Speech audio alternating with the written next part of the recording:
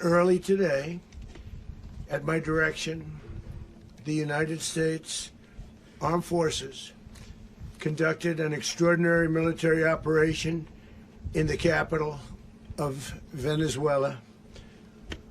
Overwhelming American military power, air, land, and sea, was used to launch a spectacular assault. And it was an assault like people have not seen since World War II.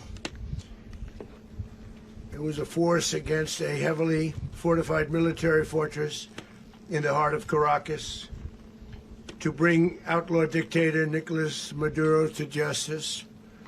This was one of the most stunning, effective, and powerful displays of American military might and competence in American history.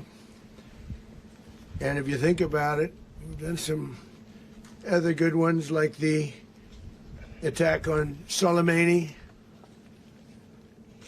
the attack on al-Baghdadi, and the obliteration and decimation of the Iran nuclear sites just recently in an operation known as Midnight Hammer, all perfectly executed and done. No nation in the world could achieve what America achieved yesterday, or frankly in just a short period of time.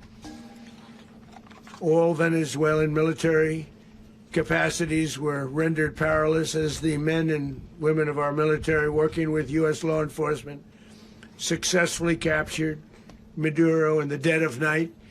It was dark. The lights of Caracas were largely turned off due to a certain expertise that we have. It was dark and it was deadly. But captured along with his wife, Celia Flores, both of whom now face American justice. Maduro and Flores have been indicted in the Southern District of New York, it's Jay Clayton, for their campaign of deadly narco-terrorism against the United States and its citizens. I want to thank the men and women of our military who achieved such an extraordinary success overnight with breathtaking speed, power, precision, and competence. You rarely see anything like it. You've seen some raids in this country that didn't go so well. They were an embarrassment. If you look back to Afghanistan, or if you look back to the Jimmy Carter days, they were different days. We're a respected country again, maybe like never before.